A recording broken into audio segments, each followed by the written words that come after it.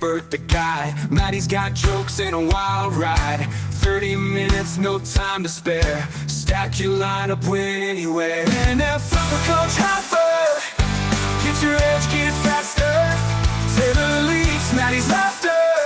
NFL SuperCoach Halfa.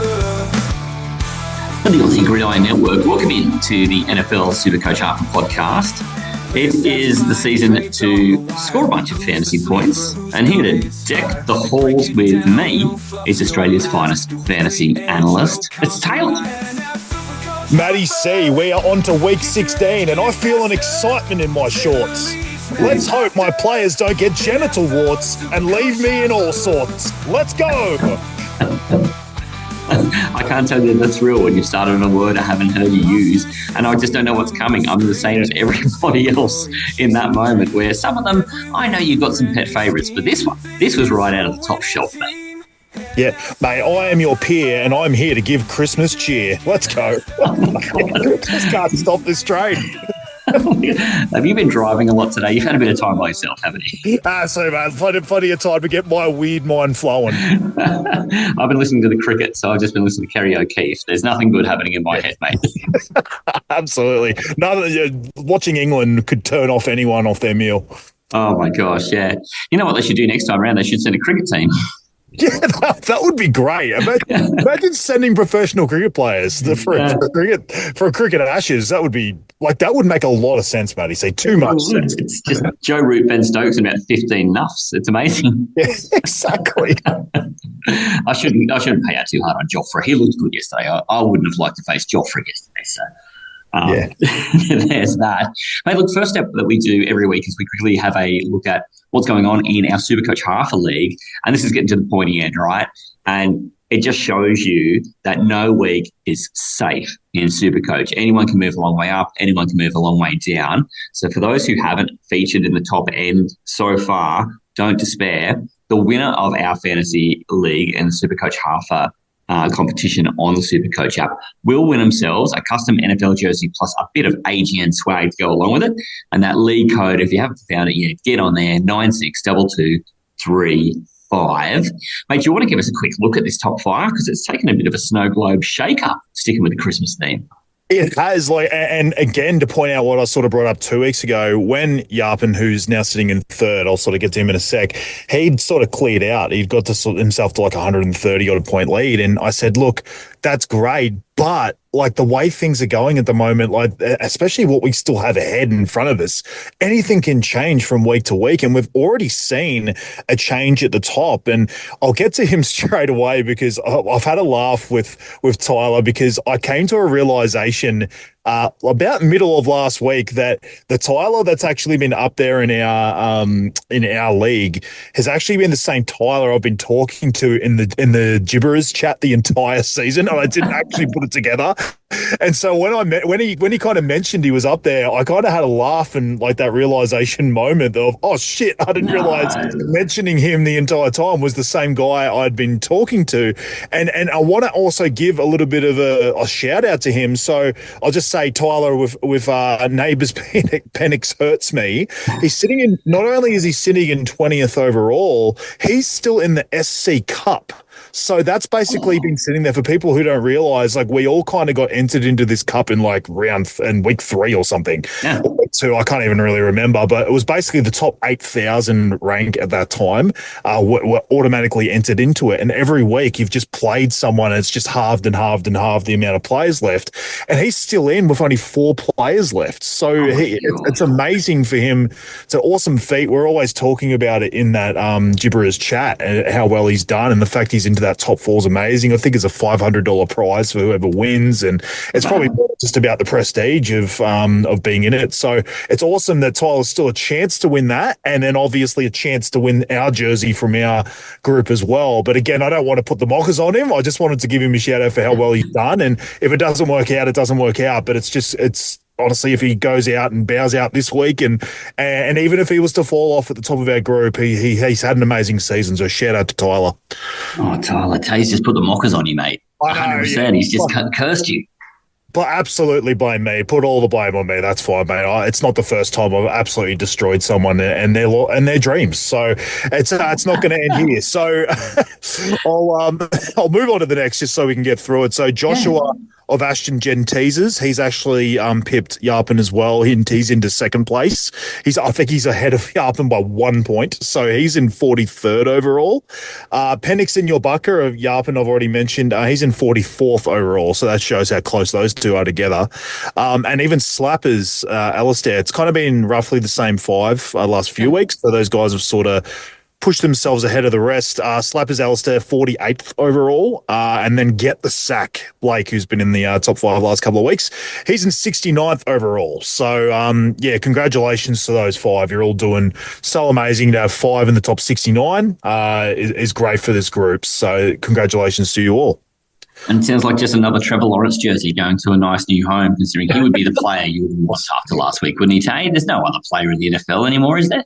Yeah, no one would have benched him for another player in one of their must-win semi-finals. No, I don't want to talk about that. To be fair, I still won. But I'll digress away from that. But look, Trevor absolutely dominated.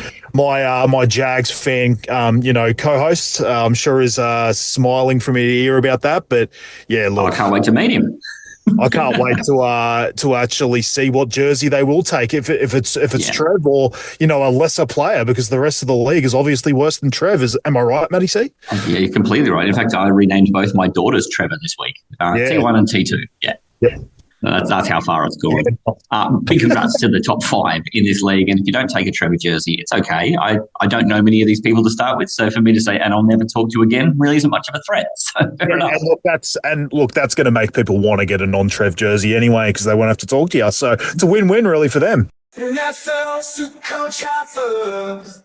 The meat and potato is what we do. We like to analyse the movement, right? Because this is how you win your league, and this is how you improve your position. For those of us, I'm one of these, hey, who I'm just playing for just how high can I get. I'm in one public league where I've been really good, but outside of that, I'm really just playing to see how well I can finish this season. And I feel pretty nice when I see that little number that says you're in the top X percent, shrinking any week. I always feel a little happy about that. So I feel like there's a lot of us in that boat, because only one person can win most leagues, and there's only ever a handful who are really in it at this point. But this is where it's all done. And last week, how fast things changed, hey? Do you remember the most traded in player last week being the Chiefs quarterback? Well, I think it was 2 weeks ago mostly was when I kind of got on my soapbox and said it was literally Mahomes and Rice together being brought in 2 weeks ago. And I just decided to give a little bit of a caveat to that. I never predicted this. Obviously, I wasn't sitting here saying that I thought there was a chance Mahomes would do his ACL and it would basically end the Chiefs season. But yeah, look, I just felt like their matchups moving forward weren't fantastic. We'd just seen them that prior week dominate the Cowboys, and I think a lot of people sort of jumped in on that. I understand it from a SuperCoach standpoint because you're getting lower break-evens and it just sort of steps you up money-wise, but I just wanted to give the caveat that they basically came up against the Texans, who are like the complete anti-Cowboys. Like, they are probably the best defense in the entire league. And then even last week against the Chargers, I'd brought up that basically the Chargers were second against the quarterback position, and over the previous 5 weeks they were actually first. They were even better than the Texans were against defending the quarterback. So I just wanted people to realize that. I did get a lot of messages from people saying they actually held off Mahomes because of what I brought up, so I'm really happy that I could help in that side of it. I don't obviously get everything right, but it was definitely a call that I sort of put my balls on the table and hope they didn't get chopped off, and gladly, Matty C, for this point, my balls were returned to my wife to go into her handbag. Into that jar under the sink. That's where mine have been for 20 years, mate. Yeah. But look, in the end, I kind of just wanted to talk about that because obviously the actual sell of Mahomes himself is a no-brainer. Yeah. Right now he's done his ACL, won't be returning. Even honestly, I probably would have been happy with a sell even if he was healthy. Just the way things are going with the Chiefs, they would have been out, nothing to play for anyway. I just think you got to get rid of him. Well, and it's funny you say that too, because we were talking about pairing the people who were coming in at the time, and you're warning people off that pairing. Mahomes has been traded out by 1,500 super coaches. That's a big number for this time of year. After last week, we had about 800 trade him in. The second most traded out player is his partner in crime, Rashee Rice. And these two things, I just think they have to go hand in hand. Rashee Rice is not Rashee Rice, while that offensive line is missing a head or two, and then it's now missing the one person who I believe we're going to see just how much Mahomes has been kind of carrying the rest of that roster. And a fellow like Rashee Rice is going to be severely impacted. So this is what's funny, Matty C, is if we recorded this episode yesterday, I was kind of looking at the whole Rashee thing and just thinking, you know what? We've even got some questions about him in the mailbag later. And I thought, you know what? He might be worth a hold. I know the break-even's bad. I know he gets a severe downgrade at quarterback. But it's just one of those things where, most people have like the other 5 top-notch sort of wide receivers. It's like, who do you really move to? Is there really like another high-end guy that you could even really move to anyway? He might have just been worth watching for a week just to sort of see what happens. The problem is now we've even got more info that he's in the concussion protocol. So there's a chance he doesn't even play this week. Then there's a chance they just shut him down completely. Like, honestly, the way their season's going, what's the point of even risking him anyway?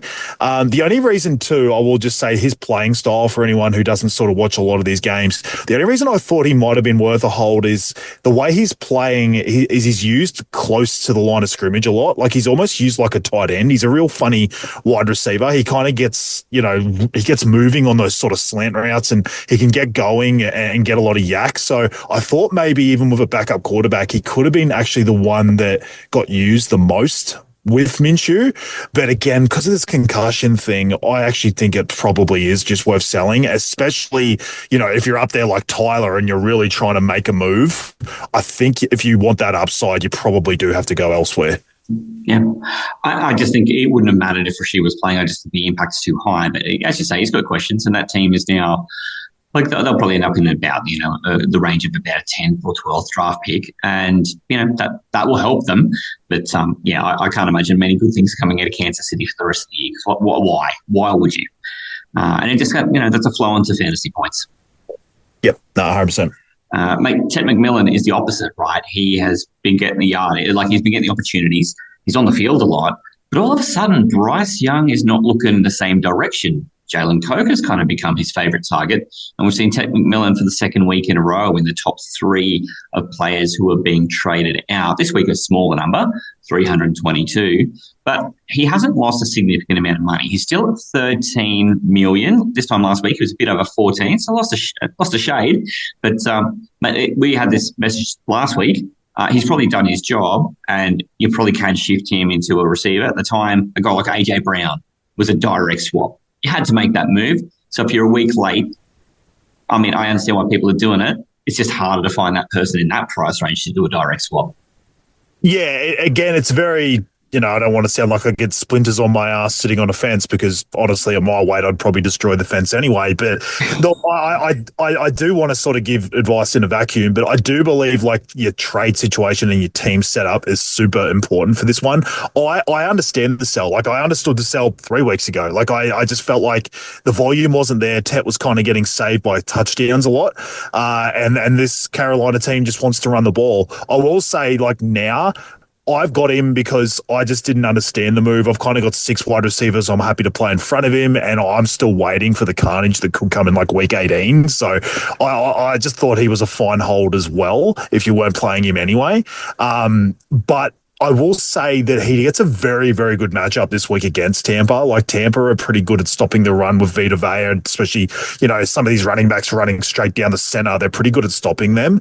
It's normally like guys like Bijan you saw last week. That's fine because he can get on the outside and kind of outspeed a guy like Vita Vea. So I just think that this is a good matchup. The problem is, like you brought up, Bryce just isn't throwing for a huge amount of yards. So they are still predicated on the run, the Carolina Panthers. So It's one that I wouldn't mind a little pod play on him if you're really struggling at wide receiver 6 this week because of the matchup.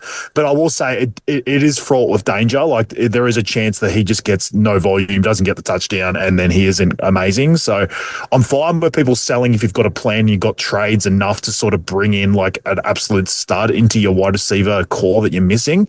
But I also think he's a fine hold as well. And like I said, even a cheeky play at wide receiver 6 because of the matchup. Yeah. I mean, I definitely understand why people would be hanging on to it. But I think at this stage of the season, too, the likelihood is people have got stronger players in those spots. And I mean, what you are trying to prevent is getting into a Davante Adams situation where you're pretty highly invested in a guy who then is hurt. We're not going to see Davante Adams for the rest of the SuperCoach season, and it's disappointing. And you just want somebody that you can slide in, especially if you're low on trades. And Ted would satisfy that. But as you say, it's super roster specific. And I think we'll see that most people are in a position here where if they haven't made that move yet, and it's almost like a sunk cost fallacy in some ways too, because like he peaked ages ago. He's never going to make more money than he was at about 4 weeks ago. But you stay in because he might get you points, and that's all you're hoping for at this stage. Yep. The next guy is Rome Odunze. He was on the boil. He's been off the boil for a while now, even though that Bears offense is actually doing better. Mate, I can't explain what's happened to him functionally. He has been out of a couple of games too, which is not ideal. But even when he's been in, the offense has gone a different direction. And 252 more super coaches at that $10 million sell are out.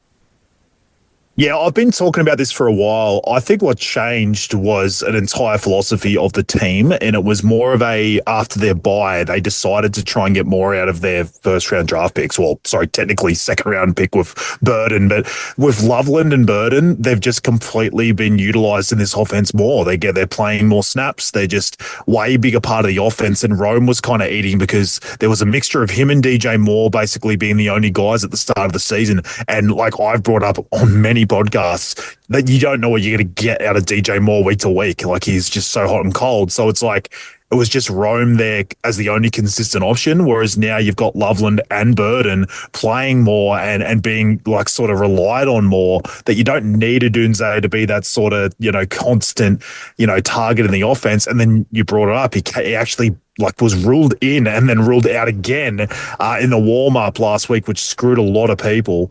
I just don't trust it moving forward. I've said he's been a sell for like 3 or 4 weeks now. So if you've still got him, it's the time is now. Honestly, I just don't think with the Bears making a playoff push, I think they're going to think more long-term with Rome instead of trying to force him back on the field now. So, and honestly, even if he was playing, if he was playing, he'd be more of a sell to me, because I actually think that when he's not playing, it's kind of fine to sit him there. Whereas when he is, he's going to either be like an AE nightmare at times if you've got someone pull out in your starters, or he's just going to lose money and it's like, well, I should have just sold anyway. So, I definitely would be selling Rome either way. Yeah, I'm pretty comfortable with the folks who have, they might be late adopters, but I think they're making the right call. And it's kind of weird because the next guy on the list, you're making the right call, I think, by selling George Pickens too, but for different reasons, right? It's like he had high peaked fairly recently, and I think he'll still get volume. But now, because of his cost, I just can't see a way where he keeps his value, even though he can play well, because it just looks like it's CD Lamb's offense. And this was my problem with the Pickens pick the whole time. Yes, like people who got on him super early definitely reaped some benefits. So I'm not saying like at any moment he wasn't a right pickup. I'm just sort of talking my mindset about what was hard for me to ever sort of jump on in Supercoach. And the fact I had Lamb most of the year probably was part of it. But I always just felt like Lamb was still the number one on this team. I didn't see the whole 1A, 1B thing. I've always felt like Lamb was always going to be the guy you wanted in this team. He's had the longer connection with Dak. He's obviously, I just think he's a level or two above Pickens, even though Pickens can make amazing plays. I just have always felt like it's Lamb. So I think all we're seeing now is more consolidating targets to Lamb, and Pickens, obviously, everyone talks about that he's giving up on plays and stuff like that, blah, blah, blah. It's just kind of like getting in his head a little bit. And it's just, I think even with Dak, he's like, you know what, even want to like take the chance on this. I'd rather just target my guy in CD Lamb and Pickens. If he gets himself open, I'll start looking at him. Yeah. But yeah, I'm fine with the sell. 67 break even. It's just Impossible. a hard one. I've got Pickens in regular NFL fantasy semis, and I actually am sitting there going, do I even play him? He's got a terrible matchup this week against the Chargers. The Chargers are just destroying quarterbacks and wide receivers. So yeah, I'm absolutely fine with the sell because yeah, I just think Lamb's the better player in the wide receiver core, and I just think there's far better matchups specifically this week for other wide receivers. Yeah, and I think at this point the matchup of the week matters in a way that, this 1 week matchup here, 1 week matchup there has not mattered as much because there's just so much more season to go now that we're at that pointy bit. And you said this probably 2 weeks ago, hey, we've got 4 games to go. Each game really matters now. So you need to use your trades carefully and consider those. This is one where it just sounds like hit the alarm if you're a Pickens owner and you are hoping for him to kind of hold value.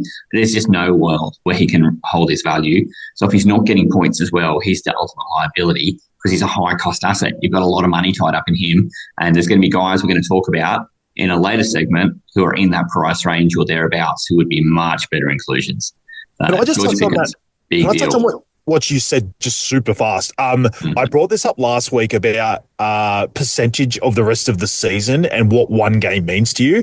You're completely right. Like, this is the time of the year you can actually make trades based off like a 1 game sample. Like I'll bring up someone who I like as a target, and it's honestly because of like literally his matchup this week. Like, because there's only 3 weeks left, you don't have to like sort of forecast, an 8 or 9 sort of week, sample size of schedules and stuff like that. You can make a 1 week play, or I brought up last week, you can sell guys who are injured, and even if their injury only looks like a 1 weeker, because it's such a big chunk of the rest of the season. It's like you miss 1 game, you're missing 33% of the rest of the season. Whereas, in week 5, you got a 1 week injury. You're like, oh, it's barely, 10% of the season that's remaining. Like, it's just, you're better off now taking shots. Like, I'm even going to bring up a trade I'm going to do. It was something I definitely wouldn't have done in week 5 or 6. It's just at the pointy end now. We're just trying to like look for something different and sort of take shots and just plant our flag on stuff. So this is the time of year to sort of just really throw the baby out of the bathwater and just have a shot. Pod season, 100%. We're pod fishing.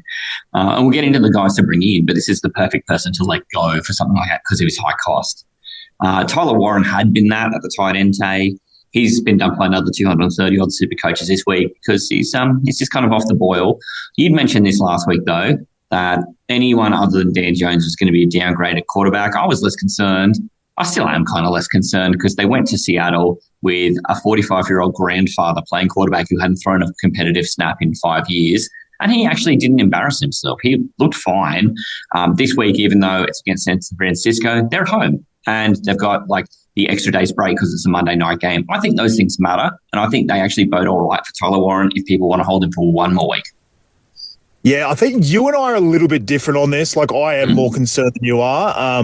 You're right. Seattle weren't a great matchup. It's more about the tendencies of Phillip Rivers. Like, he is just trying to, like, yes, there is an opportunity with how quick he gets the ball out that technically it could be a tight end that he's throwing to. But what you liked about Tyler Warren earlier in the season is he was always a chance of breaking a big play. Like, he was the kind of guy that Dan Jones could look to 20 or 25 yards downfield, and he could really, really make a massive difference. Whereas I kind of feel like that even if there's a game at the moment where Warren catches 5 catches, it might be for like 28 yards at the moment, the way Phil Rivers is sort of looking. I know it's a 1 game sample size, but it worries me. Like, I'm keeping him, but it's only because I really like Colston Loveland and he's on my bench. So I'm just playing Colston Loveland instead of him. So I'm concerned enough to bench him. If you've got an avenue and you've got like McBride already and you really want that second high end tight end, I personally am fine moving him to like Kittle, because I think if you've got the McBride Kittle sort of, tandem at tight end, you are just absolutely laughing on the run home. Bulletproof. So something like that I like. But if you're just sort of sideways trading or whatever, I would just sort of, if you've got someone you like on your bench, I'd maybe just bench Warren and see, and then just move someone else in. But yeah, I am a little bit more concerned than you are. Yeah. And honestly, I'm old like Phillip Rivers, and I can remember him and the tight end really singing a song together in years gone by. But I mean, that's at a time when the team was in San Diego. So, I'm showing my age a bit, Tay. I think he will help the running back. I think he will pass a lot to Jonathan Taylor. So for people who are worried about him, I actually think there's a chance he might get an uptick in receptions because Philip Rivers always had a tendency to throw to the running back. So I think it helps him. But I don't know. I'm not saying it's 1 week. I didn't like what I saw for Warren. I didn't like him going into the game either. Warren himself is so talented. So that's not a question about that. It's just, the tendencies of Philip Rivers. I just don't love it.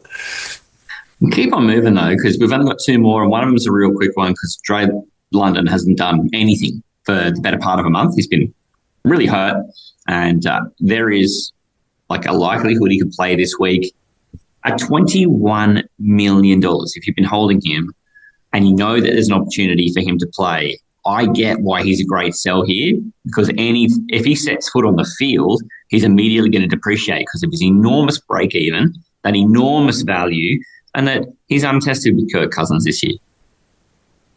It's a funny one, right? Because if you've waited this long with a $21 million wide receiver on your bench, what I don't get it. Like, yes, you brought up one point about the money, about like maybe people were holding. I could think of. He wasn't losing money, but now he could. I'm honestly, if I see him, he's healthy, I'm playing him.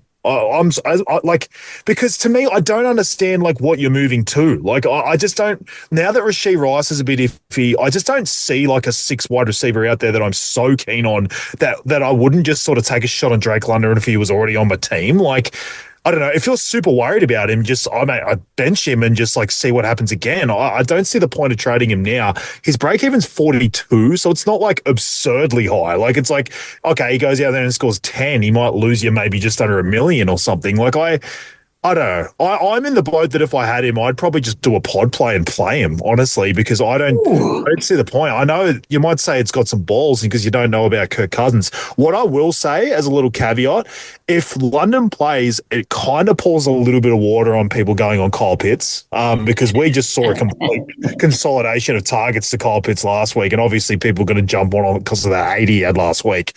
London at least is going to pour a bit of cold water on that because I just think if they're putting London out there, there's no reason to put him out there unless he's at least like 90% healthy, and he's gonna command a fair bit of a target share. So yeah, look, I would just take the shot on London if I had him still. I can't imagine why you would have held this long. So if he's healthy, I'm playing him. That's a pity too because we like Drake London in the preseason and he has had his moments, but he's had a season interrupted. And it's kind of been a bit of a pity. But, mate, it's kind of funny, too, because you and I have had such different positions on both he and Tyler Warren in the last 2. And it's good, I think, because it brings perspectives that, no one's ever 100% right. You've got to sometimes go with things with your gut, and 2 people have a different gut. And, mate, the proof's in there, too, that you and I, we're not winning SuperCoach by any stretch of the imagination, but mate, I've been really happy with my performance in SuperCoach the year long, and I feel like I'm in a position where I can be a helpful analyst to people, and you definitely can be. So I think it's healthy that we are both in positions where we can stand by our scores and in the SuperCoach and say, hey, we're fair players, and still disagree. Oh, look, I've been pretty stoked with some of the analysis I've given on the podcast. It doesn't always translate to my own team because I'm trying to talk to a broad amount of people, and obviously when we're looking at traded out and traded ins, it's not always us analyzing our own moves. It's analyzing the moves of everyone. I feel like, I didn't have Mahomes or Rice 2 weeks ago to actually make that call. I was making it for the people. I had no skin in that game. I didn't have either player. So I was trying to do something that would help, the general public out there. And that's what this podcast isn't us, analyzing our own moves. We're trying to help you guys. No, yeah. And I like that because when I look at the outs, a lot of them are guys I don't own. And then I look at the ins, they're people I already own. So then I'm talking about things that are moves I haven't had to make. And I like that because it puts me in the shoes of people who are making that move. And I think, well, why am I doing that? Is it a good move? And I think that's been really helpful for me. But I'm hoping I've also been helpful over the course of the season. Yep. No, absolutely, mate. Last one here, though, Drake May. He is coming in as Drake May? No. We don't have any others. There is I had Shedeur Sanders. It might have changed in the last day. I had this listed from yesterday. I'll just say with Shador, he's got a break even of -18. I think my assumption is that because he's made money already, people have him as their quarterback 3 and they're just moving down to like Brady Cook or something, like just any starter. That's minimum. I guess to make money, that's fine. But the thing is, Shador is going to make as much money this week as Cook. So it's like, does the move have to happen this week? Shador's obviously a better start than Cook if you needed him in a pinch. I'd probably find another avenue, but if it's the only way to then use the money this week, like that's what I'm trying to say is like, if you have to have the money this week and you're like literally wanting to do a second trade to update your team, I guess I can understand it. But if you're just like, oh, I need to fill my bank and I'm just using that trade and that trade only, don't do it because Shador Sanders could make just as much money, if not more, than Cook this week. Yeah. And that is the thing, right? Is you're talking about two players who are kind of, they're not league winners. They're not the sort of people you're going to put in your team to get a big score out of. They are kind of just the shuffle around of things on your bench. So I understand they have their functions this time of year. Depending on how your roster's built, it might be an important function or it might not be if you're one of these folks who are low on trades and you don't see that that's the best value. But, I mean, it's obvious that that's the out, is that Shador played not great recently against Chicago after having had that blinder the week before. And, this is one of these things that it's easy to remember the recent. And the recent was last week where he was horrible. And you can then see, well, even if Cook's terrible, he's so cheap, he can only go up. So I understand why people are doing it and just taking that $8 million and throwing it in their back pocket. NFL SuperCoach Halfa. Oh, goodness. Moving people in, Tate.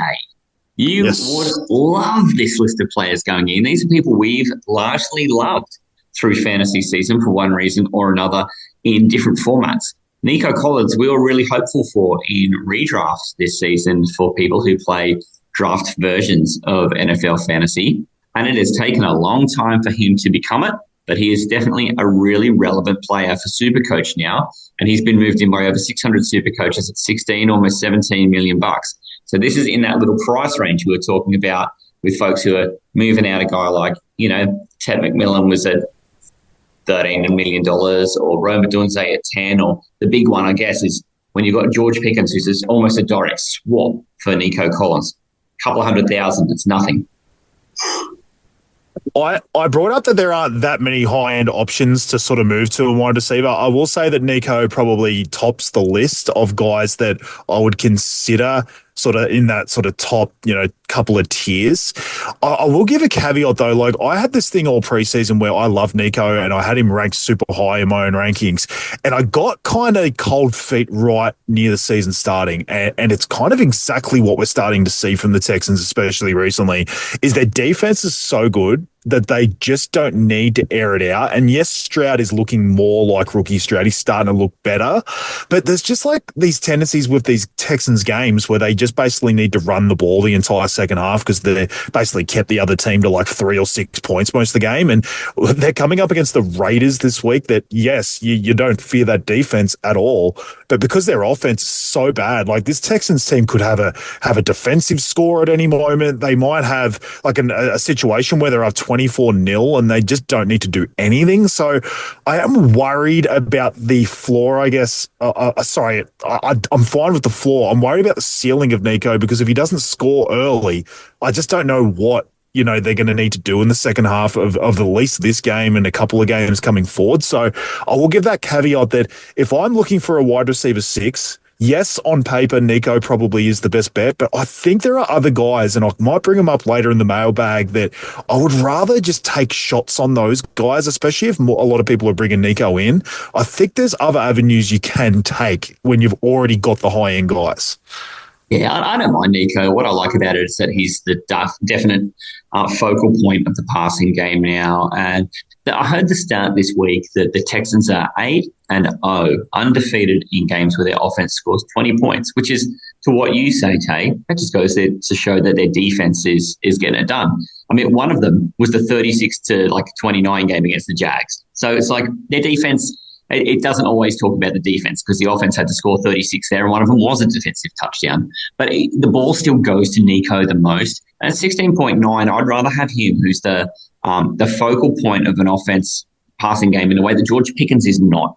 And he's headed the right direction, and George Pickens is not. And if I was holding George Pickens now, I'd do that trade in a heartbeat. And there's probably one other guy on this list who I would do that trade in a heartbeat for, who's in the same cost range, where you don't even need to generate money from anywhere else to do it. Because I think the trending is in the right direction, and the Texans have to keep winning because they're not winning their division at the moment. They're only just clear of a Colts team who still looked competitive without Dan Jones, and they need to chase the Jags down, who've got to win against them. And the Jags currently also have, I understand, they've got the better conference record, which is going to be the next tiebreaker because they were 1-1 head-to-head this year. So there's in NFL world, there's a lot of reasons why I think that Nico is still going to be quite relevant. I'll just summarize what I said. Gun to my head, if I had to move like a Pickens or anything, and I'm looking for that wide receiver 6 to start each week, it would be Nico. That's what I'm trying to say. On paper and just like in terms of like elite wide receivers, he is the last one to sort of fit in there. So I get it. All I'm saying is the super coach part of me who like likes to sort of not always go with the crowd and for other options. There are other good options I really like in this 3-week sample size, and that proves it again. It is only 3 weeks. We're not talking about a huge chunk of the season. This is the time that you can look elsewhere because, if Nico was to be the better option, it's not like it's going to destroy you going elsewhere because it's only a 3-week, amount of points. So I'm just saying, I'm not trying to talk down Nico. I'm just trying to say that in that position, there are other options. Yeah, I mean, he winds up with the first half touchdown against Las Vegas this week and Tennessee next week. He looks pretty good. So you just never know. But he's easily the most contentious guy, I think, in terms of would you, wouldn't you? These are next 3, I think. If you don't have them, then you're probably at a deficiency because Drake May has been super solid. He hasn't been like throw you up an 80-point game kind of guy, but he's never let you down. And for him to be coming in at $21 million, he's still $3 million more than he was to start the season. He continues to hover around the same money. He's not losing you money. He might gain you a little bit here or there, but he's just points. He's just points, right? Yep. And there'll be a lot of people moving Mahomes. He is a very good option. We definitely have a question in the mailbag about best options for Mahomes. He's definitely up there. I can't fault him. He runs the ball. He's always a chance of getting that 12 points for the touchdown, for a rushing touchdown. He had 2 early in the game against the Bills, just gone. He doesn't have a bad run home either. Like, it's fine. Like, I completely understand it. Again, like with Nico, it's like May might actually be the answer if I had a gun to my head. But again, there are other options that I like. So it's just really, are you going to follow, I guess, most of the crowd this week who are going to May that are probably up there? That's probably what most of these trades are. Or is there other options that you can sort of try and go against that crowd that still have some upside? But again, in a vacuum, I have absolutely no problem with people bringing May. You got 1,500 super coaches trading out of Mahomes, but only 500 trading into May. It does make it the most popular player for player trade in Supercoach this week, but it does show there's diversity in option. Where are people going when they drop Mahomes? There is 1,000 super coaches who didn't take this route. So it does show people are pot hunting, and I like that they're doing it. The next 2 are also not contentious at all. If you don't own a share of Amon Ra at this stage and you can afford to do it, I feel like you've got to have him. If you don't own a share of Trey McBride at the moment and you can afford to do it, I think you should have him. Anything contentious there? No, Amon Ra's been a buy, a hold, forever. Like, you have to have him. He proves it, almost week in, week out. He's just got he's one of these guys. He's like Puka, but in a way he's better because he actually has ceiling games like last week where he's actually used in the red zone and has the 2 touchdowns. And because he kind of has a baseline of catches every single week, but then he's also got these games in him where he actually scores the touchdowns as well. He's never dependent on the touchdown, is he? To me, he's actually a better vice captain option week to week than Puka is, which I know that might seem crazy because of how good Puka is, but Puka's just not used in the red zone like Amon Ra is. So I just think you have to have Amon Ra because of that floor and ceiling. He's just so amazing. So he is just a must have in your team. So, and to McBride, the only question with him is price now. He's sort of just got so high in the tight end landscape that if you don't have him, it's kind of hard to get to him. If you've downgraded and found a shitload of money, I would go Warren to him if you have it. I wouldn't be forcing and pulling my team apart to do it. I also still think Kittle's better at the price. Like I've said this for a few weeks now that I just think at the actual price difference, I like Kittle moving forward slightly better than McBride. But if you could have both, I think it is the way to go. I know I always say you don't want to spend a bunch in tight end, but in the end, we've only got 3 weeks to go. You just want the best options, right? So, and we've all made our money elsewhere. So McBride, absolutely amazing. Like again, he is the tight end one with a bullet. So if you don't have him and you can get him there and it doesn't require you to like ruin another starting spot in your team, I would get him. But if you don't have either him or Kittle and you can't find that extra 3 or so million, I've got no problem if you're going to Kittle instead. Yeah. I mean, yeah, it's the price thing that's the tough bit there, but owning him, that's definitely not contentious. No, not at all. One way you can use to try and get to him, though, and I think people are using this plus whatever the nickels and dimes they've got left, is doing the Shadur Sanders out, Brady Cook in, and then whatever they've got at tight end, like Warren out for McBride in. And I think that's probably one of the more popular avenues to do it. But you've got to have a little bit of cash remaining because the gap between McBride and Warren now is like $10 million. It's a lot of money. I will say that I'm fine with that because of how like dominant Trey McBride has been at tight end. And like I always talk about how it's frustrating. You don't want to be chasing tight end a lot, but what's actually good is when you've got a difference maker at that position, it actually gives you, I guess, like the difference between what Trey McBride's giving you and what some of these shittier tight ends that you don't trust are giving you. It's actually bigger than you, say, upgrading a wide receiver 6 or something like that. Like I've talked about with Rice and Nico. There's a chance Rice still outscores Nico if he plays, you know what I mean? Whereas the chance right now of Warren or like maybe another tight end you have around 8 or 9 million outscoring McBride right now is almost zero. Right. And the difference could be like 40, 50 points between the two. So that's actually a pretty significant upgrade to your starting lineup by doing that. So I will put that caveat that, I do talk shit about tight end and spending money there, but I actually think it makes sense right now. And now's the time, right? Yeah, 100%. Yeah, and that's why I think number 6. So I just touched on Brady Cook there. He's clearly just you're just trying to bank money from a second quarterback, so you can have this guy as your third. He's an avenue to other things, but Jamar Chase comes in at $15.4 million, and he's another like Pickens out to Jamar Chase, and it's made you money. That's crazy to me, Tay. I'm actually still pretty happy with Jamar Chase too. At his price point, with the ceiling he's got, and knowing that Joe Burrow's still playing, until they shut Joe Burrow down, I think you have to have Chase. I'm with you too. And for anyone who just watches the scores, like the fact that they had like literally their worst offensive performance under Burrow like ever and still was 10 for 130 or something. Like, yes, he didn't get the touchdown because they didn't score any touchdowns at all. The fact he still did that would actually give me like positive, like moving forward. Like I think if that's his floor and like literally the worst game they could play, then yeah, you've just got to move. Like Pickens over to him is a complete no-brainer. So yeah, if you don't have Chase, I'd be getting him. Yeah, it's a guy whose opening day price was around $23 million, and any week he can be that $23 million receiver for $15 million. It's mad to me. He's like a cheat code at the moment. And he's got the rare situation where a quarterback getting shut down isn't actually like a complete death nail. Like if it went back to Flacco, like I don't know if a lot of us would blink. like he actually has been fine with Flacco too. So it's like, okay, if we're worried about Burrow getting shut down, then yeah, okay. I don't think it'd even stop me if I knew that news this week from starting Chase anyway. So yeah, I just don't even think you have that massive concern like you do with other players anyway. No, I don't. Yeah, mate, I've actually got a massive concern about number 7 on the list here. This is one of these very popular, I'm going to get rid of Mahomes, so I'm going to bring a guy in. And I've sort of been talking to people in the social media world about, is Matt Stafford the guy you want to be bringing in? It's getting brought in by about 200 super coaches, so it's not millions. But that's sort of out of the ones who haven't done the main move, and I'm assuming it's a lot of ones who've made the move to drop Mahomes, and it's sort of about 20% of people who haven't brought money in. I'm assuming that's who these people are, because at $22 million, I don't know who else you could be selling to have that kind of money lying around. But I'm nervous for Matt Stafford because of the Devontae Adams injury.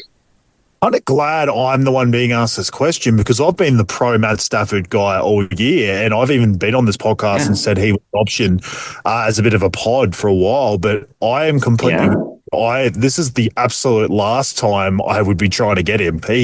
I loved him because of Devontae Adams. I thought he had a massive opportunity because he's got the two cocks at wide receiver. He's got the guy that he can throw all the volume to in Puka, and then he's got the red zone target and the guy that's going to basically lead the league in touchdowns, which has come true, in Devontae Adams, and he doesn't have Adams anymore. So what you might find is he might still have the yardage in between the 20s, but I wouldn't be surprised if we start seeing a lot of rushing touchdowns for the Rams, because that's what they did last year when they didn't have Adams. They didn't have that dominant red zone wide receiver, and I'm worried for Stafford in fantasy, not so much in real life. Like in real life, I think they're still going to be able to move the ball. They've still got a very good offense. It's just those fantasy points or SuperCoach points that I'm worried about moving forward. And I just don't, I think that's enough to worry me out to say, I just don't think this is who I'm going to be taking a shot on in these last 3 weeks, because I don't think Adams comes back. And if he does, it might be just to see how he is in week 18, just sort of just give him a run. But again, they might not even do that, because I think it's like, well, why? We know Adams. He's a veteran. We know he's going to be ready to play the week after. They may have a bye, which would he be even better for them, because it'd give him 4 weeks off as well. So I just don't even think we're going to see Adams again with that hamstring injury, and that's just going to hurt Stafford. So, and the problem is too, this week against Seattle, like they are one of the worst matchups for wide receivers and quarterbacks anyway. So it's like, I just think this could be a lower scoring game. You're not going to see the touchdown upside. Yeah, there's so many reasons for me to believe that Stafford isn't a good buy right now. He was when he had Adams. Yeah, and my contention to people who are like, yeah, Stafford's a good move in, and I'm like, hold your horses. They are playing this week on the road, on a short week, without Matt Stafford's second cock, right? And to me, that's like, well, he doesn't replace that by running them in. Like, he loses 8 points when he can't pass to Devontae Adams. You go, oh, well, if there's a mobile quarterback and he can just truck it himself, do a bit of a Drake May, Trevor Lawrence will get you a couple of those. But they don't have the passing floor that Stafford does. Stafford just doesn't have any second way to replace those points. And it's going to become, to me, either a steady diet of Corum and I mean, we've seen Kyron Williams just be an absolute hawk at the goal line for the last 3 years, or Stafford's likely aiming at a bigger target, because we know it's not really Puka's MO to be the short area red zone guy. He'll catch a long touchdown, no worries. If there's a touchdown from 30 plus yards in that team, I reckon it's probably Puka. But the short area is not where he makes his hay. And it bothered me when I saw that people were making that call. And I'm like, just consider this. It is a short week. They are the away team, and he's missing this really dynamic part of his offense that then takes the points completely, not away from the Rams, but away from Matt Stafford. So I got a bit of pushback from some people on it, but once you describe it, I think people could sort of start to see where I was going with it. And I may be wrong, but I wouldn't want to be starting on a short week in Seattle in a division game where, this could go a long way to deciding whether they get that first round bye or not as well. It's definitely going to go a long way to deciding if they win their division. Yeah, no, I'm with you. I even brought up on our main show that I'd be almost looking for like options to start over him in a one quarterback league. To be fair, there aren't amazing options on the waiver wire to start over him, so I would probably feel the need with his sort of arm talent to sort of stick with it. But in SuperCoach, we have a plethora of options. We have every option, so we don't need to worry about that. So, and look, you brought up the cocks, Matty C. Like, you take a cock away from a two cock system, you're just a normal person. We've all got one cock, and believe me, like, we're nothing special. So, yeah, look, I just, it's great analysis from me right there. But in the end, I just wouldn't be buying Stafford at this point. The headline here, Matt Stafford is half cocked. You've heard it here first. That's it. Mate, I am terrified of the last guy we want to talk about, Kyle Pitts. He was my darling at the start of the season. Nobody talked more about Kyle Pitts than me. Not because I thought he was going to be extraordinary, but I thought it was the 1 year you were going to get better production than his cost. And that's to some degree been true. But last week, those moves really aligned. This is one of those like once in 15,000 years things where 6 different planets are in alignment. And he just got all that volume, had 110 yards in the first half and 2 touchdowns. I don't think we're ever going to see that again. And to me, it's a little bit point chasey going after Kyle Pitts now. Yeah, it was something like 8% of his fantasy points of his entire life were in that one game. It was absurd. Like, it's Yeah, look, it's just not something. I mean, the price is fine. Obviously, break even. Break even just kind of means less with 3 weeks to go in Supercoach, though. It's like, well, you're not really going to be selling him back out, are you? It's like No. whatever. Like, I wouldn't chase it, especially because of London. I've already brought that up. Like, if London plays, I just think there's a chance that the targets aren't consolidated like they were to Pitts last week. And there's a reason why Pitts was getting drafted so late in regular NFL fantasy. It's just like you just don't know what to expect week to week. Kirk Cousins has looked better for him, but in the end, if I'm banking the fact that, I'm taking a guy based off Kirk Cousins right now at this point of his career, then I've probably made a mistake in the first place. So, yeah, look, Pitts is just not one I'm personally looking at. Last thing I wanted to touch on as we close out the ins segment is the folks who are getting traded into Patrick Mahomes. And I've just taken the most popular trade ins that you can find on the website version of SuperCoach when you go to the Players tab. If you've got that little sneaky little bit of premium, then you can see this. We talked about Drake May. I talked about how people have got this Matt Stafford thing. The next two most popular trade-ins are Josh Allen and Jalen Hurts, and they were ones that I was talking about online last night. But then also there's folks who are going back to Jackson Dart just because he's got a couple of neat little matchups, and I get it. I'd probably be more comfortable with the first two just because I feel like they're more proven. And even though that Philly offense is broken in a lot of ways, Hurts still gets the touchdowns because he either passes them or more often he runs them in. And I love when he runs them in, Tay. Yeah, 100%. I won't. We've got some questions in the mailbag that sort of are all around this, so I might just leave it for now. But I'll just say that I definitely don't mind the Hurts play at all. And Josh Allen, everyone should have already. So, yeah, absolutely no problem with those. I'm not personally a Dart believer at this point because I feel like we just saw probably his best matchup last week. This week, I don't actually love the Minnesota matchup. I've even talked about it on our main show. I actually think Flores with that, bringing the blitz and everything, it's not exactly something I'm loving for him this week. But yeah, I'll definitely be looking at like a Hurts as an option. But we'll touch on that in a sec. Do you want to get into the mailbag? We've got a couple of questions in there from some of the very, very fantastic members of our community. A lot of them are folks that we've actually had quite a lot to do with through the season too, so we've been involved in a lot of banter, a lot of group chats. But the first one I think comes from one of our most frequent flyers, Kate Upton.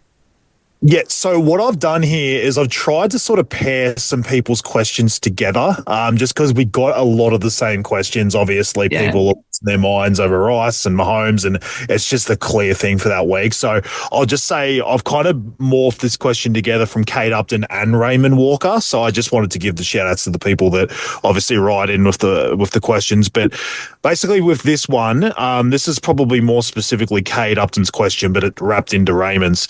A good question for the pod. Who's a better Mahomes replacement out of May, Brissett, or Goff? Ooh. So obviously May's been quite popular, but then he wanted to sort of chuck in a couple options there in Brissett and Goff. I kind of, out of those three, I kind of ruled out Goff. I don't know. I just felt like, he probably just doesn't have the upside at the moment. Yes, he's got like some pretty good receivers in Amon Ra and Jamo, but there's just always a chance it's just Gibbs. And I've just found over the years that Goff, to me, he's been more of a regular NFL fantasy player because his ADP is always super low, and I like him at value, but he's not really someone that I look at most weeks and go, oh, this is an opportunity for some enormous game. Yes, sometimes at home he gets good matchups and you're like, oh, I think he could have a pretty decent game here. But I just think for SuperCoach, I'd probably look elsewhere. May, I sort of wrote down the matchups for Jacoby and May. We got the Ravens, the Jets, and the Dolphins for Drake May. So the Ravens is an amazing matchup. Like over the year, it kind of looks better than it actually is. They just literally shut down the Bengals and they didn't score a point on them. So, and I just think of the way the Ravens have to win every single week, it's not actually an amazing matchup for this week. So I wrote down Jacoby Brissett's because I think, Matty C, that might be my answer. I know that might sound kind of crazy, but he's got Atlanta this week. Like there could be any amount of points in that game because both defenses are pretty shit. Like I know on paper you actually look at some of the numbers and Atlanta's gotten better with their pass rush and everything, but just in the end for fantasy points, they've been pretty beatable. He then gets the Bengals, and the Bengals are last against the quarterback position. Second last against the quarterback position. Obviously, we know the Cowboys last. And then he gets the Rams in Week 18, and we'll touch on Week 18 later. I feel like that's the kind of game that the Rams even though they're probably going to be still technically a chance of giving up the number one seed, but there's also a chance they kind of wrap it up and they don't really need to play everyone in that game. And you've already seen Jacoby Brissett have a top 10 finish against the Rams because he garbage times his way there. So I actually really like that run home for Jacoby Brissett. And the fact is he's got Jerry Rice, Michael Wilson in his team at the moment. And I mean, I love him that because I've been playing him as my wide receiver 6, but I don't know. I like the pod option, honestly, Matty C. Like, he has been a top 12 quarterback every single start this season that Jacoby Brissett's played as the starter. He's a top 12 quarterback. And I think he's been basically quarterback 3 or 4 over that stretch in total. So I like it. I'm sorry, I'm just a data man, and I actually really like the stats on Jacoby Brissett. I wouldn't watch the games because sometimes it comes a bit garbage timey, but that's just how this team's running at the moment. And the fact is they don't seem to care that they're losing games. They just want to see what they've got in Brissett, and they're obviously Kyle is out for the season. They just seem to run this offense with him and McBride really well. So I like it. Yeah, I mean, what's great is, like, Brissett, I think, he's the only quarterback so far this league to put up a top 12 fantasy game against the Texans, and he did all garbage timey, which it doesn't matter how you do it, but he's the one. He's the entire list. But if you want to talk to somebody who watches Cardinals games, who's used to just vomiting profusely while he's watching them out of absolute stress and distress, talk to Cam, the big bag man Duncan. Yeah, that guy, he must have intestinal fortitude like no other. Oh, my goodness. His gag reflex would be palpable. Let's move on to Krusty for the Gibberers group. This Gibberers group, Tay, has brought you a lot of joy and quite a lot of perspective and some really curly questions. At $24 million, who are you trading Paddy to from Krusty and the Gibberers? Yeah, so I kind of kept his question separate because obviously, like, it was just a bit more broad. So it was like, who are we trading Paddy to? I've got this 24 million, which kind of buys everyone. The 24 million is kind of irrelevant, but I just sort of do some other names. So I brought up the idea that you can do 1 week plays at the moment. Obviously, it's very specific about how many trades you have, but I think this is the time of year that you can sort of switch. Like, we do this whole thing called fullback roulette in NRL SuperCoach, where we basically target matchups and then can go back and forward if we've got enough trades at the end of the year just to really sort of push ourselves up the rankings. If you have enough trades to do that at quarterback, I don't mind it. This week, Justin Herbert, he hasn't been amazing lately in fantasy, but I know someone else who was terrible in fantasy up until last week and when he played Dallas, and that was JJ McCarthy. And we have Justin Herbert. Yes, he's got the hand injury on his non-throwing hand, but he plays the Dallas Cowboys this week, and they are last of a bullet against the quarterback position. So I just think there's an opportunity for him to have an amazing game. They are stopping the run way better than they're stopping the pass. So I just think that means Herbert's going to be involved in everything. And Dallas can put up points on the other side. So I really love that play. Jalen Hurts, sort of quickly touched on already, 20.42 mil. So you can actually save $4 million. He's got Washington, Buffalo, Washington again. Yeah. So, and the good thing about all of them are great. And the Eagles are going to be playing all the way through to week 18 because they can't really afford. I know they can technically because of their division. So there is something. I mean, keep an eye on week 18. I'm not sort of trying to justify everything based off that, but I mean, if they've got locked up and they can't move, there is a chance they don't do anything in week 18. But overall, I just think 2 of those 3 matchups are like absurd. Like Washington are just bleeding points to the quarterback and the wide receiver at the moment. And Buffalo, I don't mind because of the points coming from the other side and Josh Allen. Sometimes that's all you need. It's not so much about looking at it from a full season. It's like if Josh Allen's going to put pressure on the scoreboard, that actually means Jalen Hurts probably is going to have to pass more than they could just run the ball out. So I actually really like that matchup for him too. So that's 2 really, really good options that I have. Hurts is probably more the long-term play, but if you're just looking to just take a 1 week shot, I like Justin Herbert. There you go. The roulette. I was wondering if we get to that stage with a position in this format of SuperCoach, and there you go. I like when we draw comparisons back to the Rugby League SuperCoach, which is one you and I play the most. Bring that into next year with the NRL. For sure. I'll just say quickly, it would be a roulette with Herbert because I didn't actually write it down. I know he's got a terrible matchup the week after. It might be the Texans. Yeah, I remember it also being a bad one. I can't remember off the top of my head either. Yeah, I thought it was Texans Titans next week, but I could be wrong. I'm pretty sure it's the Texans the week after. Just don't quote me on that. I know whatever it was a really bad matchup for him. So this would be a roulette play. This would be like, I'm getting Herbert for 1 week, and then I've got enough trades to move him to someone else next week. So just have that in your mind. Don't fucking play Herbert and then go, Taylor told me to get Herbert, and all of a sudden he's playing against fucking Texans. Yeah, so say no. Disclaimer. Disclaimer. Read the entire label, you bastards. Exactly. Don't drink that poison and then blame me for it. This kind of sounds like one of those. The great thing about getting DAZN now, DAZN, is when you watch the NFL games on there, you often get a little bit of the American advertising. And have you ever noticed how much of the American medicinal advertising is just all the things that could go wrong if you take their medicine? And I feel like you've just done that with Justin Herbert. It'll help you, but make sure you stop it eventually. Otherwise, you'll end up with intestinal fucking freckles or something. I don't know. A very small dose of Justin Herbert is the remedy from me. Just one shot once. The best 3-week play at wide receiver as a replacement for Rice. This is a great question because Tyler, who's leading our group and is also he's just boosted his way right up that SuperCoach overall ranking recently. It's a bit intimidating giving information and giving any advice to someone who's clearly a really distinguished SuperCoach player.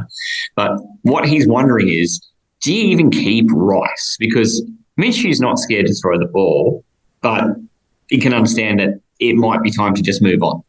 So I brought this up with you and even to Tyler himself. I said, I feel the weight of the world when you ask me a question in the mailbag now. It's like, now that I know who you are and sort of where you're sitting, obviously in the SC Cup and overall and in our group, it's like, oh shit, the questions I'm answering of you, they actually mean a lot. They mean a lot than probably just the general public. So we're going to try and get this right, Matty C. What I'm going to do now, I had his question and Alex Foster from the Gibberish group. I had both of their questions separate, but that was because it was only because my initial answer to the Rice thing was actually to hold. I was like, you know what? I kind of want to see what it looks like, blah, blah, blah. But with this concussion situation in the protocol and just like the fact that he might not have an enormous upside anyway, I think where he's sitting, he probably is going to need to sell. So Alex Foster asked T. Higgins, if he's out this week, sort of who's the best option for him. He was first asking whether we thought T. Higgins was going to play. Obviously, concussions is tough to know. Not a doctor for anyone out there. That's why I gave the disclaimer about, taking Justin Herbert in a small dose. But yeah, I think, honestly, my call's always been that I think Higgins is probably not going to play the rest of the year. I just felt like he basically got concussed twice in the same game. And I just think with the Bengals season the way it is, I'd be very surprised. But again, I'm not a doctor, but that's just my guess. So I'm going to lump their questions in as basically the best replacements for those guys moving forward. So I've got 3 guys, Matty C. 2 of them you've already heard me talk about, and I just wanted to touch on them again. Juwan Jennings, for anyone who didn't sort of notice, he had 2 touchdowns again last week, so I was pretty happy with my pod call on him. But it's kind of gotten a little bit better again because Pearsall, who looked like he was starting to get some of the volume, he's all of a sudden got under an injury cloud again. Not bullet related this time, which is great news, but he's copped another injury. So there's a chance it's basically just him and Kittle in the passing game, obviously in CMC. But I just think moving forward, like the defense of the Niners isn't amazing. I just think there's always going to be chances that this team needs to score. And Jennings has been the most consistent wide receiver for them for over a month now. So with Purdy there, they just seem to have a connection. 12.17 million with a break even of 8. I really like him moving forward. I've been talking about this in regular NFL fantasy as well. The next guy I've talked about too on your Jags, Matty C, is Jacoby Myers at 12.45 million, break even 23. He isn't your prototypical guy that I think is going to have a huge ceiling. So this isn't a play that I'm looking at like thinking it's going to win your Supercoach. But I just think like as a downgrade option from say Rashee Rice, I just think he's a fine plug and play and he's not going to hurt you. So if you're sitting 20th overall, you're sitting at the top of our group or in your SC Cup, I just don't think this is an option that's going to hurt you. What I do like about Jacoby Myers specifically this week is they played Denver, which on paper isn't a great matchup.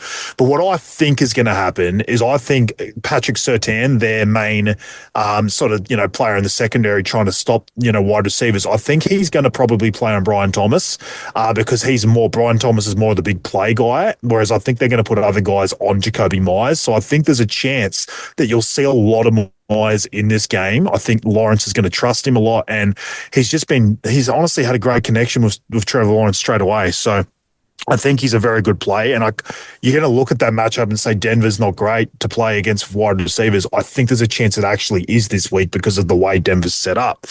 Our last one is one that I have been sort of talking up a lot this week. He's my starts of the week captain. I believe that's going to come out on that's probably a foreskin and ruining the podcast that's going to come out on Sunday. But anyway, that's what I like to do. Jaden Reed. 11.68 million. I've always liked his ceiling too. Like, yes, he gets used in this like Debo role in a way, like where he can be used in the backfield, but he kind of gets volume. But the thing is, he's got a ceiling because he can break off big plays. And sometimes when they really need him most, and Christian Watson is under an injury cloud for this game, I just think there's an upside to Jaden Reed this week. And I just think they're going to need him in this big rivalry game against the Bears. And, they never really seem to be able to trust Wicks. And, there just isn't really a lot behind him. Golden got a little bit more involved, but he is a rookie and it's hard to trust. I think Reed is just the most trusted guy on this offense at the moment. There's no Tucker Kraft, obviously, at the tight end position, taking away volume. I really like Jaden Reed in this game to a point where, like, I've picked him up in like leagues where I'm in must-win semifinals, and I'm actually starting him straight away in a few leagues. Like I've really got a lot of conviction, and when I've got conviction like this, I always trust my gut and I just go for it. And I'm playing him over Waddle in one league. Like Waddle's obviously got the backup to tour in now. I'm taking my shot on Jaden Reed. I really, really like him this week. Wow. So, yeah, there's three options. Again, there's plenty of options. That's just three I really, really like for people that are moving out, that are trying to go the pod route. I've obviously liked Nico Collins. I've talked about that already. But for people that are like, I might try and save a little bit of money and go down and just go a pod and then maybe spend that money elsewhere in a different position, there's some guys I really like. Well, I mean, I think there's plenty of options in that. There's one more question in here that I thought we should probably get to before we start talking just about how we're set up. Yep. The SuperCoach head-to-heads, right? Yep. You're in semi-final mode now if you're playing that. And Charles Eager's written in to say he's got CMC and JT in the lineup he's facing. He's got Jacobs and Cook. So it's kind of nice to be diverse. But he's also considering the idea of what if he just traded into JT to kind of block any massive upside JT might drop on him in that game. But if you're going to do that, you've clearly got to drop Jacobs or Cook. So I guess the question's two-barreled. Do you do this move? And if you do this move, who do you drop? I love this question because I even had a question from someone who listens to our podcast a lot, and he said, I would love you guys to have more head-to-head content. And look, that's something I think we will get into like in the next few years. Like obviously, like we're going to sort of retool this show, and we're definitely going to look at doing a draft, more of a SuperCoach draft show as well for next year. Sort of retooling our sort of main show to kind of have it all be SuperCoach related. And we'll also start doing a lot more with the head-to-head stuff because this has been very like overall based. So just wanted to put that out there. And I love getting a question because this is literally head-to-head time. We're in head-to-head finals, just like we are in regular NFL fantasy. So thank you so much for this question, Charles. On this one, look, if I was I'm assuming money is a little bit of an issue here because if I was trying to block anyone, it would be CMC. If I was against CMC, that's the person I'd be trying to block. But I'm going to assume in this situation that there isn't enough money to do that. You kind of got to go to JT. Yes. Look, the question to this is always, do you feel like you're in front in your matchup? I know it's hard to say when it's 0-0, but you always got a sense of whether you feel like you're a favorite in a matchup. Like obviously there's projections there to sort of give you a guide as well. But if I'm a favorite, this is normally where you try and block in head-to-head. It's like, okay, I feel like I'm in front of this guy. I need to sort of alleviate some of the upsides of the other guy's team in guys that he has as pods over me. So that's where I would do it. I was like, okay, I feel like I probably should beat this guy off 50 or 60. I want to try and alleviate those differences. So that's where I probably would just look to say we maybe trade out of, if I was to trade out of anyone, it'd probably be Jacobs just because of his injury cloud, because, we don't know exactly how much Emmanuel Wilson there is. Even if he plays, does Jacobs play, a little bit less? But I'm going to say in a vacuum, because I don't know all that info, I would probably leave it as is, because the problem with JT, yes, I've talked about that Phillip Rivers might give him more, pass catching. He completely loses the red zone opportunities. Like we've talked about JT's upside because the Colts have been moving the ball. They're just not moving the ball with Phillip Rivers. Like he had that one touchdown. Yeah, great. But I just don't see a lot of red zone opportunities for JT. And the problem with JT is in general, he hasn't been used as a pass catcher. I think a lot of people have wanted to see that more. He's actually been more of a Derrick Henry style where he's dominating games on the ground and having 100 and something yards and bunch of touchdowns and blah, blah, blah. I just think if he's not getting used in the passing game and this offense doesn't move the ball, JT might be the kind of guy I'm actually happy to play against, because I don't think he has the upside right now to completely destroy me. So my answer is, if you can block CMC, do it. But I'm not doing it for JT, because I think the guys I have probably, if anything, bigger ceilings than JT. And if JT scores a touchdown and scores 40 against me, it's probably not going to destroy me. Probably not. Mate, I kind of felt the same way too, because I've been a CMC owner all year and I just can't imagine in my team without Christian McCaffrey. So, there's that. Hey, mate, look, we get through the mailbag and I'm very thankful to everyone for the mailbag. As you said, Tay, this show has really showed us some things this year, and we know that there's probably an opportunity for us to use the time that we do spend between our regular fantasy show and this to redistribute a bit, and also to make efficiencies where the content can actually cover both. So this is going to undergo a fair bit of an overhaul by the time we're back for week 1 and through the preseason next year. So bear with us on that, because, as you say, Tate, there's an opportunity for us to do a little bit more of things that we haven't been able to do thus far. And this question here it kind of exemplifies the opportunities that are there for us to talk about slightly more specific things and get into the weeds a little bit more. It's just been that we've got commitments to another show that we knew we were starting at the start of the season that has sort of it's kind of removed the opportunity for us to explore this one as far as it could have gone this year. But never mind, we've heard you, super coaches, and we know that there's an opportunity for both to live and survive and thrive together.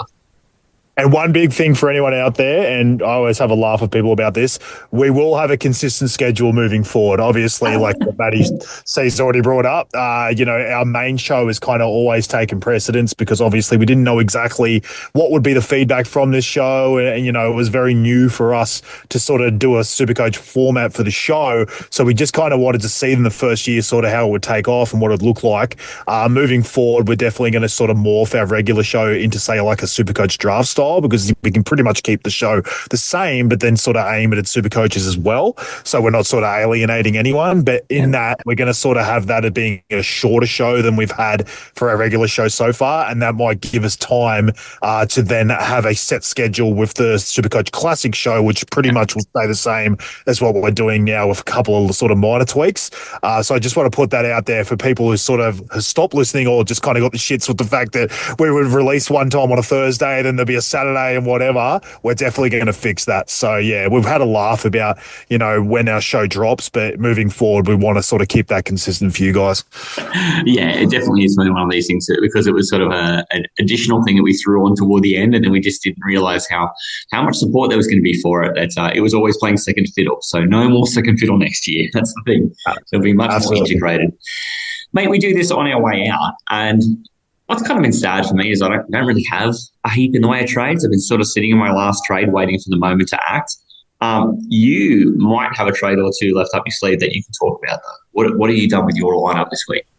Yeah, I've this is a trade. You kind of laugh because I've talked about not really using up trades in tight end and blah blah blah. But when it gets to that last 3 weeks, I just kind of feel like it's just going with gut and just moving, because we've all made money. It's all about just having our finishing teams. And This was probably more predicated on the Raiders quarterback situation, but I was like, look, if it's Pickett, I'm 100% moving Bowers over to Kittle. I just have way more conviction in Kittle than I do with Bowers with, say, Pickett.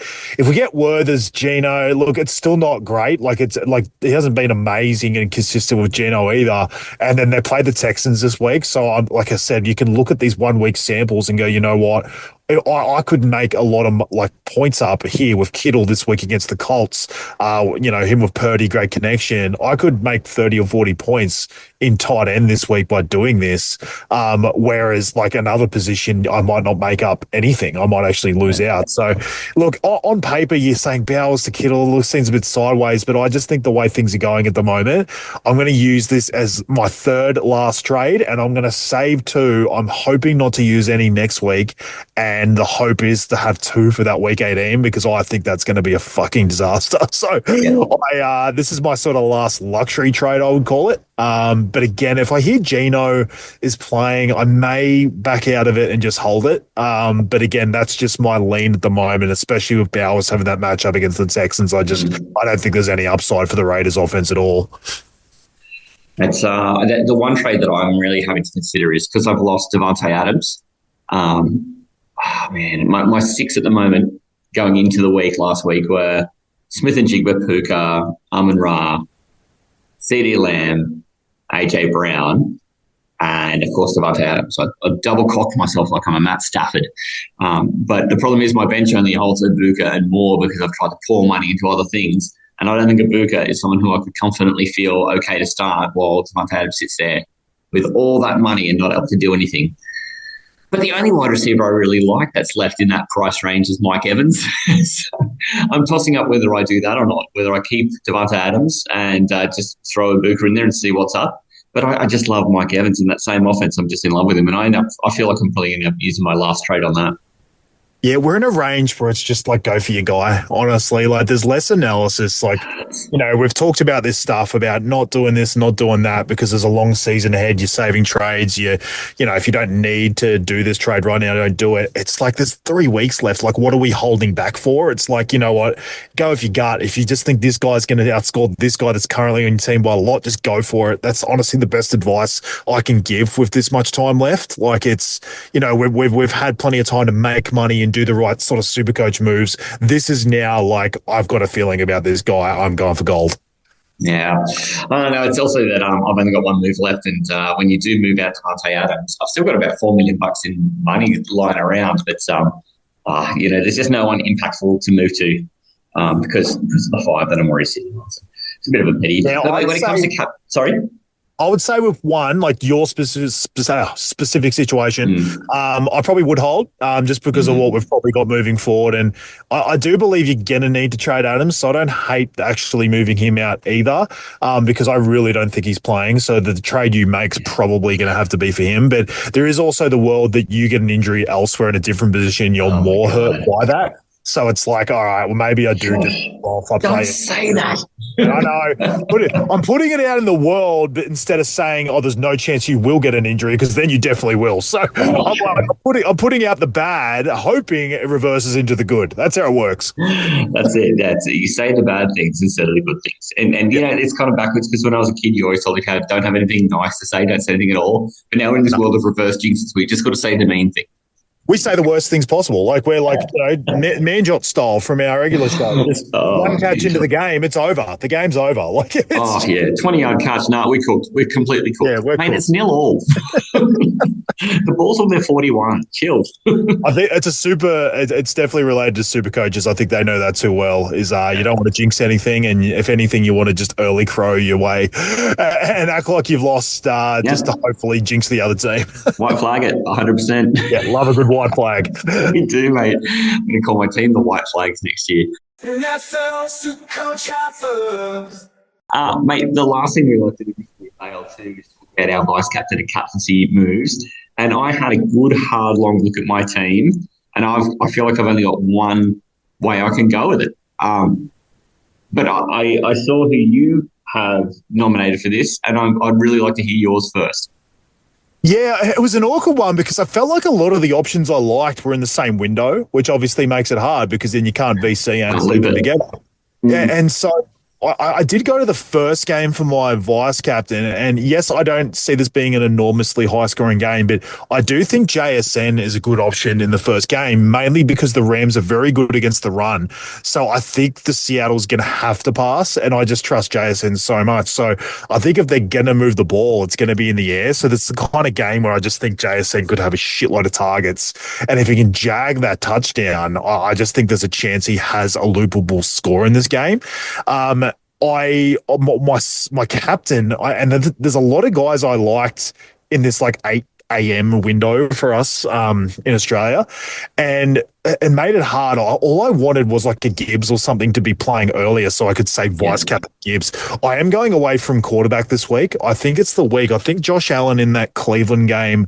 I don't love it. I don't love it either. I'm not on a podcast saying there's no chance he doesn't just go and dominate, because he can dominate anyone. And it's just more the game script against Cleveland. I don't think they put a lot of pressure on him with points. And that's generally when you see the Superman cape come on for Josh Allen, where he's pressured. He's down 21-0 like last week against the Pats, and he just goes ham. I don't see that this week in Cleveland. So I'm going to go elsewhere. I'm taking Bijan Robinson against the Cardinals. Have basically been like, if they're like a bottom 3 fantasy defense against the running back position for the last like 5 weeks. They're just getting torched there. They're kind of waiting on their own offensive side till they're down 28 points and then making like a garbage time comeback. It's sort of the way they're doing things. It's like kind of why I brought up with Brissett and McBride and everything. They kind of wait to the second half to get all their stuff done, whereas in the first half, the other team just eats, especially at running back. So I think Bijan could be in for a massive game this week. So I'm going to take the sort of calculated risk against quarterback captaining this week. I'm going to take an upside shot on Bijan because he gets the 2 points a lot for the pass catching, but I think he could have a massive day on the ground here. Now, you see, when I first looked at it, that was my first move. I'm like, oh, well, Smith and Jigba in the early game and Gibbs on the weekend, because there were just so many games happening in the same window. It was difficult. But you know what I found I could do? I could vice some Brown in the Dome against not a great Steelers secondary. And we know Goff plays better when he's at home. And then I can loop him to McCaffrey, who's playing the Monday night. So that's what I've done. But on my first pass, I saw exactly what you saw. And when I saw that you'd done that, I'm like, oh, that's really funny. You'll find that funny that that's the first place I went. And then I completely pivoted. That was literally my second option, was like, do I vice? Because I had a look, and because of the some later games this week, I actually had the ability to wait all the way to the 8 a.m. window to vice captain, because I actually had guys starting later that I could put in. So I've got a situation where I have Loop as my kicker, and I have a Colts backup that's enough, that doesn't play. I've had him all year, and they play late. So I actually can vice captain in that 8 a.m. window and have a player that's not playing later that I can use for a loop. So I can actually do that myself and vice captain Bijan and captain CMC. So that's my other option I'm looking at, as a super late vice captain combo. I don't know what it was. There was just something a little bit off about CMC last week. He obviously came in with the back spasms or whatever it was. They used him enough. There was just something about it that gave me like the ick a little bit. But I'm glad you brought it up, Matty C, because if I change, that'll be it. And if I decide that there isn't enough points that are loopable in that Rams-Seattle game, which there is a chance that's true, that'll be my second option, as vice captaining Bijan and then captaining CMC. So I'm keeping that up my sleeve too. Yeah, and see, my running backs are the problem, because I want to keep Gibbs in there. I want to keep McCaffrey in there. I definitely want Robinson in there. And then to me, it's like James Cook or Derrick Henry. That's my start-sit decision. They're both tough. You know what, Matty C? I'm making a live pivot. I'm going vice captain Bijan, CMC. Fuck it, let's go. Can we get the air horn out for that? Yeah, I guess so. Yeah, let's change it up, because I do. The more we sort of talk that through, and the way I was even going for the analysis on JSN, I'm worried that JSN, even though I think he has a fine, great game, gets a lot of targets, I do worry that game's lower scoring and it doesn't give me like upside for a vice captain that I'm after. So, you know what? I'm gonna the vice captain Bijan. Like I said, I've got the ability to then loop after him. Because I've got a kicker that plays late, obviously on the Monday night, that I can bring in. Yeah. So let's roll with that. God, it smells to me like one of those short week at home division game against a big opponent. Just beat them up and try and win 17-19. Like that's what I'm nervous about too. So when you say that about JSN, I can smell that 100%. Yep. All right, let's go with that. Wow, look at that. Both with our captaincy and vice captaincy shifts right here. What a great place to end it. We are going to get out of here for another week in what is semi-final weeks when you're playing head-to-head, and one of the last weeks to really give it a push in Classic. So all the best with it, especially to you, Tay. You've been having a good year. Yeah, thanks, mate. It's again, you don't get everything right. It's just you come on and you follow your own analysis. And, I've had another year where I'm into a lot of semi-finals, gladly, in regular NFL fantasy. To be fair, I did end up in the fucking 22 leagues this year, which I think I'm going to scale back a little bit. So I've had a good year in regular NFL fantasy. SuperCoach, I didn't really know exactly what to expect. I knew I had knowledge in the NFL side, and I'd obviously been playing SuperCoach in other things, but didn't guarantee that I was going to have a leg up on anyone or anything like that. And I was sitting at the top 2,000, so I'm kind of happy with that. I've had a pretty good run of it the last 6 or so weeks. And, I've had some calls on the podcast, like the Mahomes Ra thing. There's been a lot of stuff along the way. I've been very, very happy with the advice I've given to SuperCoaches. So again, I'm very happy with how things have run this week this year. And hopefully in these last 3 weeks, we can continue to give you SuperCoaches, great advice and, advice we're proud of, and just look into the numbers and give you the best chance to win. Like I said, it doesn't always work out, but we can only do what we can and try and get more right than we get wrong. Yeah, look, I mirror that. Thank you so much, Tay. For those of you who haven't joined our SuperCoach Halfa group yet, or who've got mates who haven't yet, find us on the SuperCoach app. Our league code is 962235. The winner's going to walk away with a pretty sweet custom NFL jersey. Heck, why not get a Brady Cook one if he's the guy that everyone's bringing in this week on the Patrick Mahomes trade? Why not free up some money and get yourself one of those? But also you get some sweet AGN Aussie Gridiron Network merch. We are powered by the Aussie Gridiron Network. It's our home, Tay. It's where we've grown up in our little podcast world. But thank you so much for all your contributions this week, mate. And good luck out there in week 16. No problem. Thank you, Matty C. Good luck to you as well. Thanks, mate. If you're playing against me, I don't wish you good luck, but it's been a great year. But honestly, SuperCoaches, good luck for this week and moving forward. And thank you so much for everyone that's given us support. And we'll be back next week to give you the last push into the last couple of weeks. So thank you, SuperCoach. Thank you, SuperCoaches. Hooroo. Hooroo.